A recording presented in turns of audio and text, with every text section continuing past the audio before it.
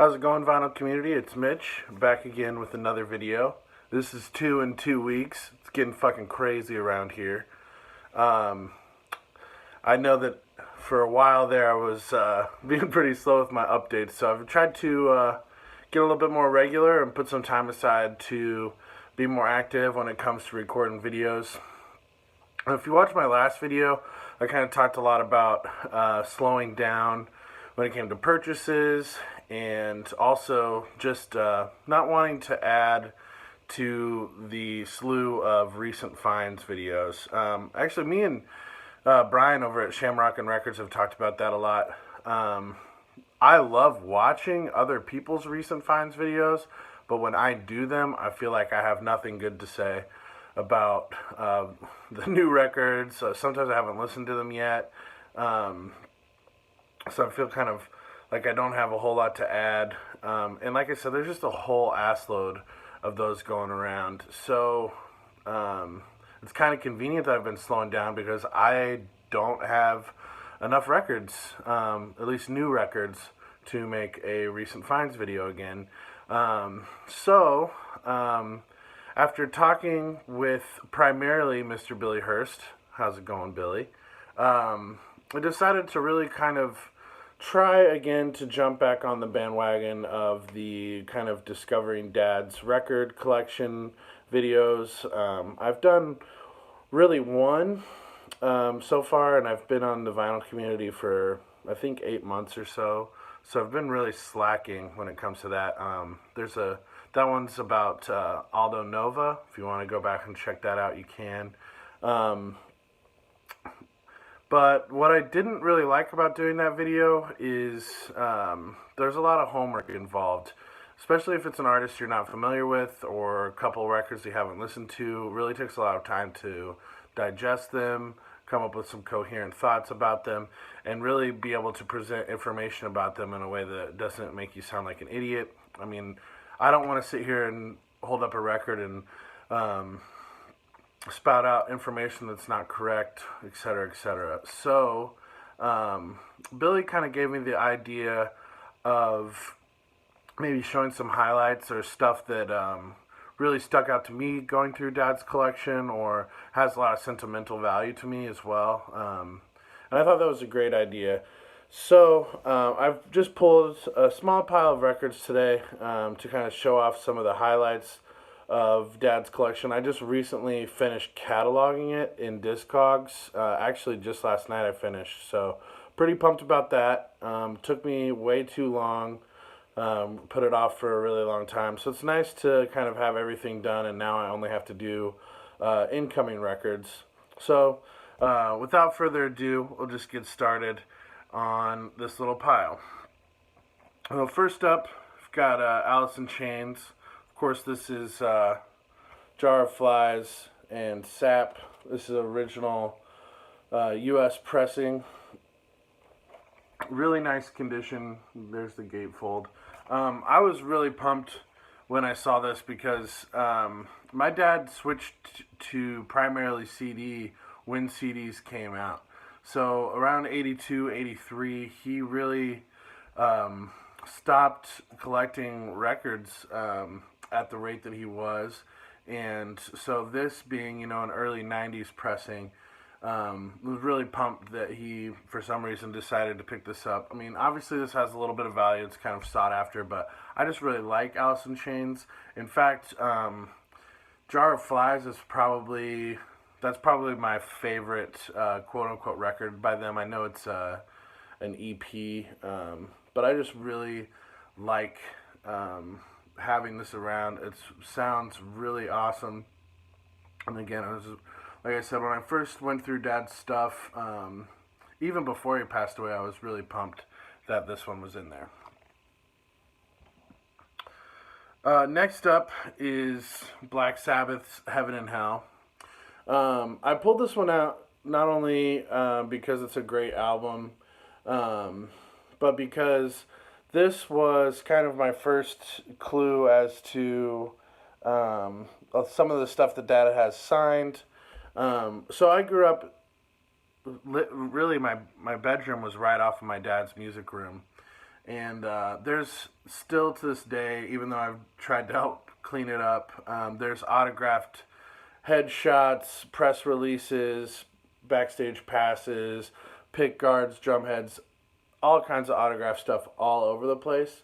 And I knew that he had several autographed CDs, but it was really cool to see that he decided to pull out some records when he met Ronnie. And I know that he met Ronnie several times.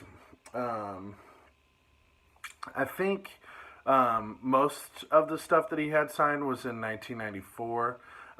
This one's really cool. I don't know if you guys can see that. There it is. But it says, instead of best wishes, it says best witches.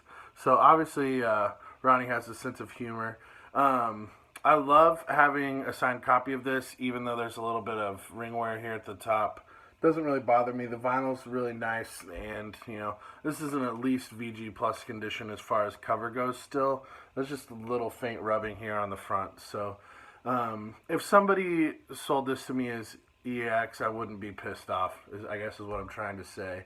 But this was the first signed record that I came across going through Dad's collection, and so immediately I kind of went through and tried to find some other stuff. And then actually the next few that I have to show you guys are signed as well. As far as Heaven and Hell goes, I love it, but for some reason Dad didn't have Mob Rules, which is my favorite Black Sabbath record with Ronnie on it, and he didn't have it on records. So I've got a really nice first press of that now, but it's not signed, which is kind of a bummer.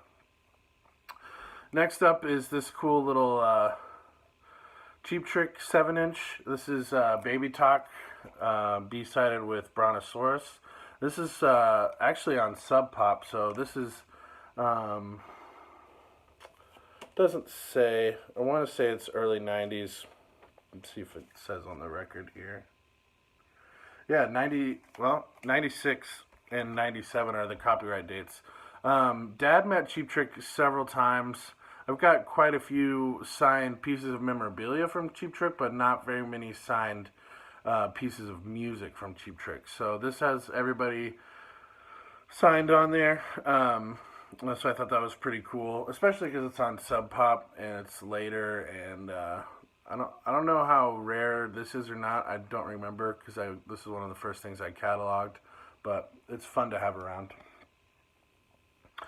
Back on the Dio train, so when I found that Heaven and Hell, of course I had to go right over to the D's, and luckily all of the Dio stuff Dad also had signed.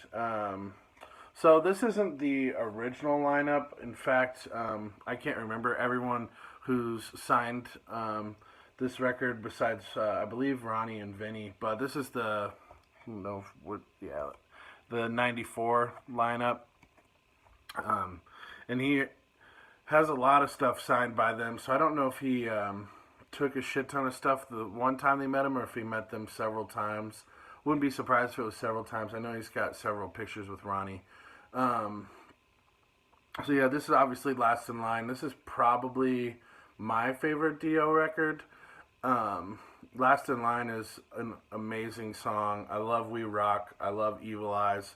I was really pumped that this was around as well and in such nice condition. My dad had a bad habit of not using outer sleeves, which is crazy.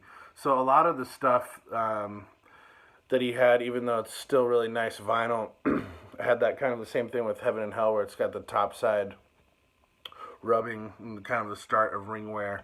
So luckily I've been able to sleeve up most of the stuff, but this is probably, in my opinion, the highlight of his Dio collection, just because it's just signed by Ronnie in the really nice silver pin, and then of course it's a gold step promo.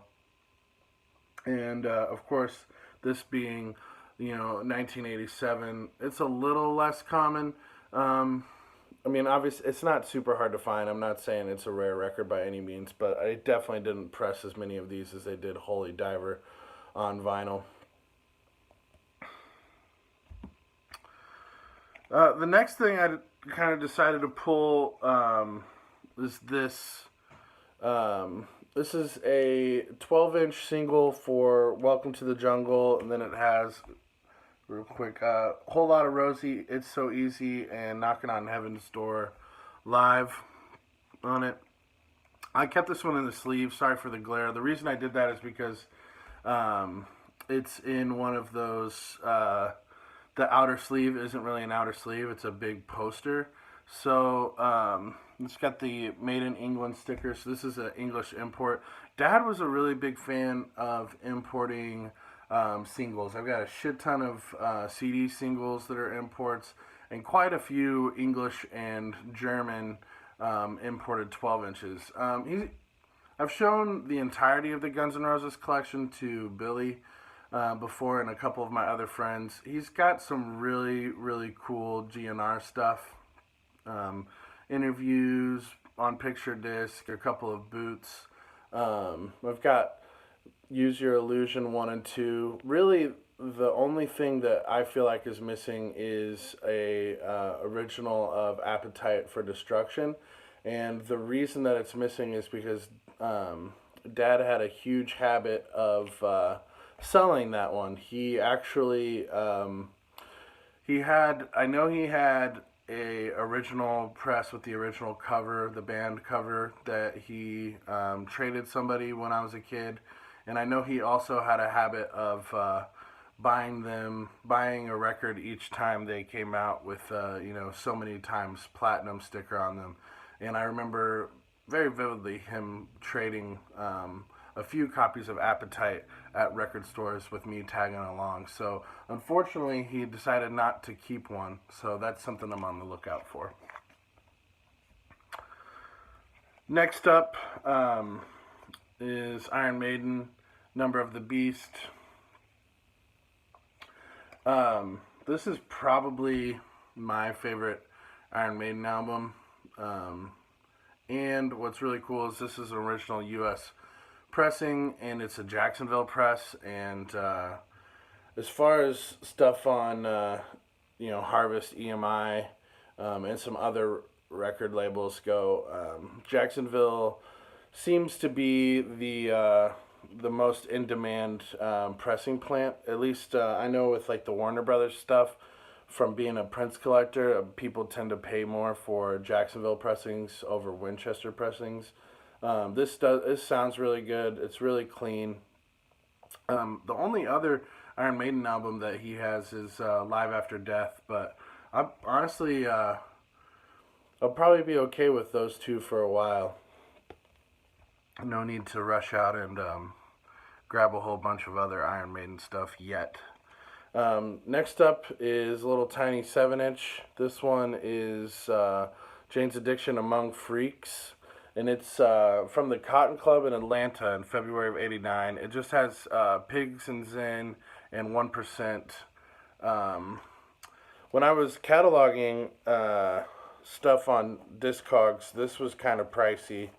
It's just a blank label on kind of, you can see through it there. It's translucent green vinyl. There's a bunch of different colors of this that came out. And the rarity and the collectability of it is cool, but what's really awesome is that it's Pigs and Zen and 1%. I have, I'll kind of segue this into the next record. So I have original pressings.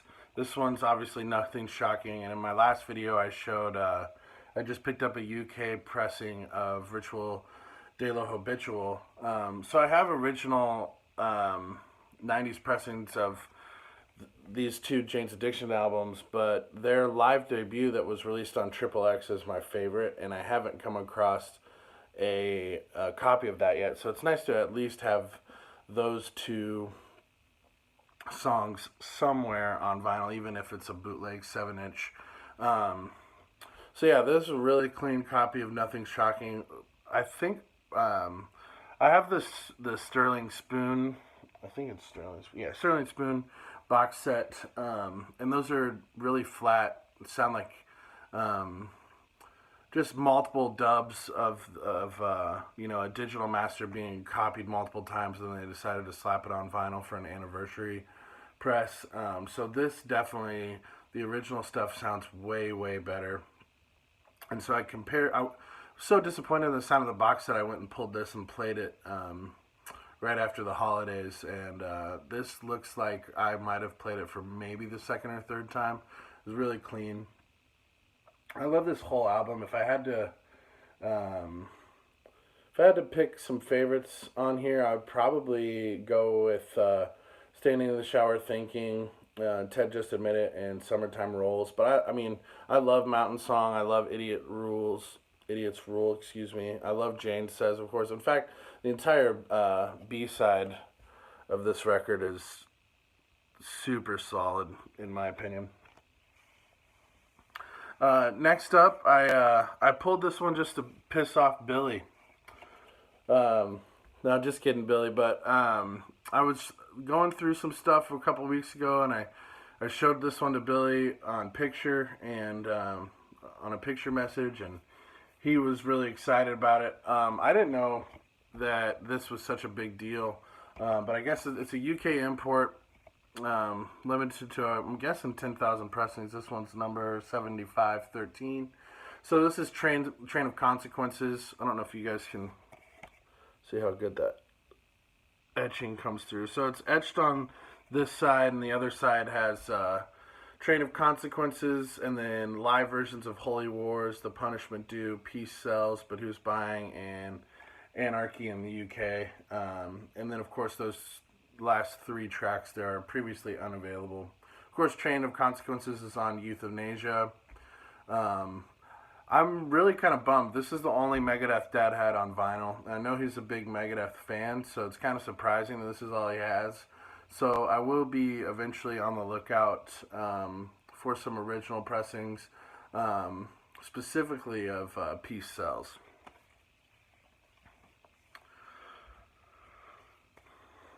Another import, 12-inch single. This is an English import of the 91 remix of Home Sweet Home, of course, by Motley Crue. Then it's got You're All I Need, Without You, and the original version of Home Sweet Home.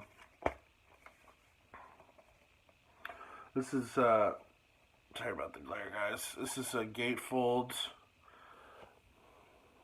and don't think this one is, I can't remember if this one's colored or not. Nope. So just standard black vinyl, but again, really nice condition. Probably never really played. Yeah. So this was released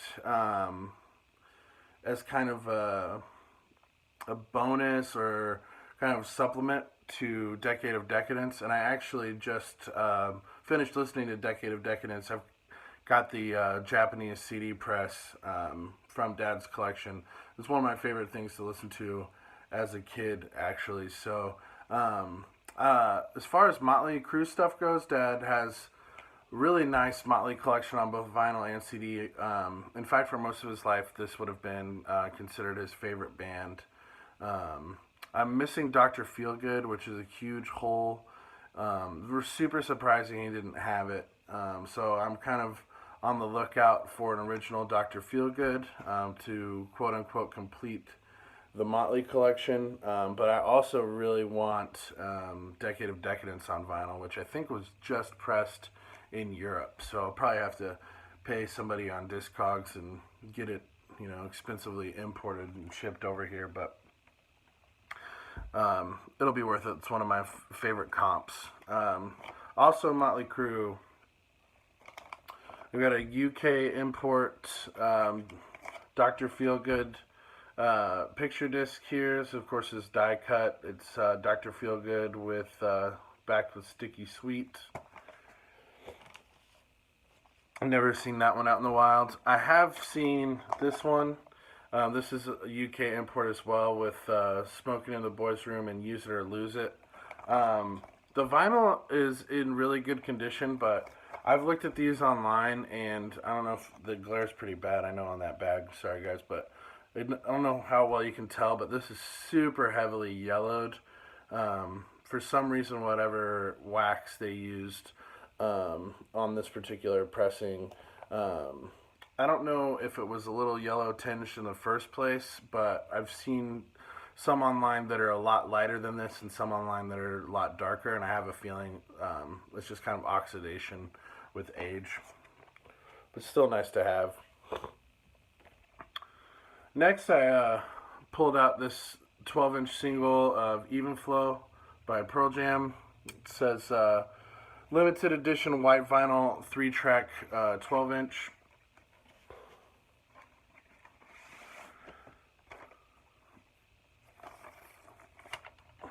So there's the vinyl, guys. It's fairly straightforward white. It's got a little bit of marbling in it, and the custom labels there, of course. I've got Versus and Vitology, also original pressings. The reason I pulled this is because this sounds really good. The singles on 12-inch 45. And also, I love Even Flow, but I'm super pumped that the second track on the B-side is Oceans. It's probably my favorite song off of 10. I love 10.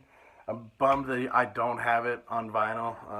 Obviously, the prices are sky high right now, but I do have a Japanese original CD pressing that's got a bonus track, which is I've Got a Feeling, a Beatles cover.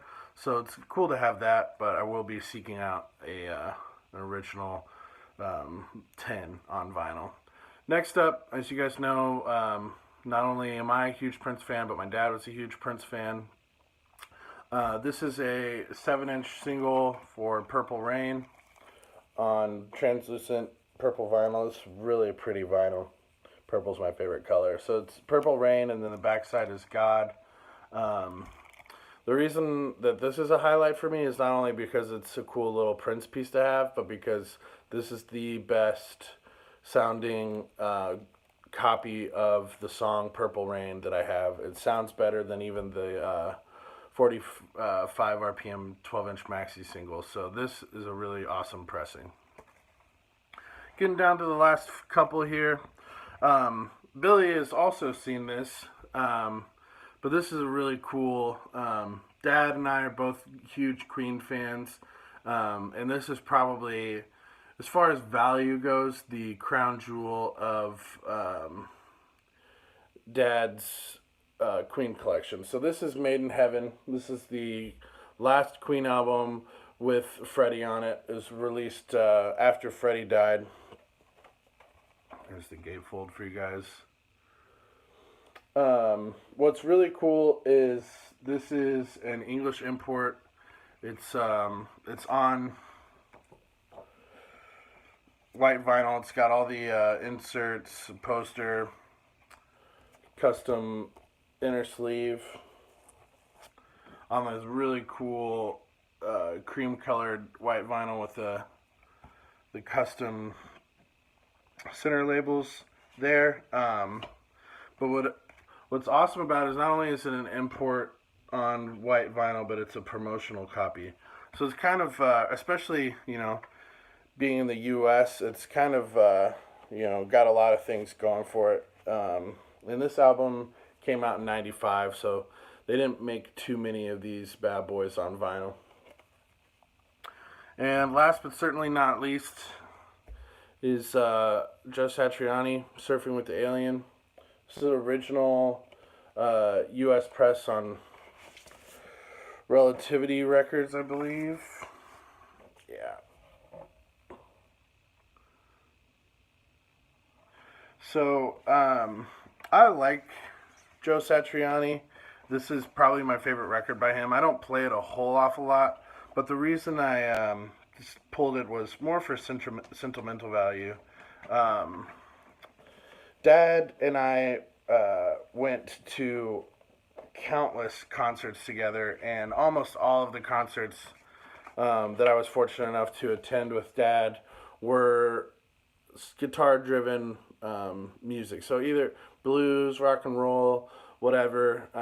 But we also have seen Joe Satriani probably 3 or 4 times together, whether that was a G3 tour or the Hendrix family, kind of the Jimi Hendrix estate does Experience Hendrix tour, and Joe Satriani's on that fairly often as well. So having this around really just reminds me of how cool it was to be able to go see a lot of really famous bands and just guitar players in general with Dad. I was fortunate enough to see Joe Satriani, Steve Vai, Eric Johnson, Malmsteen. We've seen Slash together, Kenny Wayne Shepherd, Johnny Lang. As far as bands, Tesla, Def Leppard. Oh man, just so many shows that I've been to with my dad, and so this is kind of a reminder of how much my dad loved guitar-driven music, and how that was music was a huge connecting point for me and him.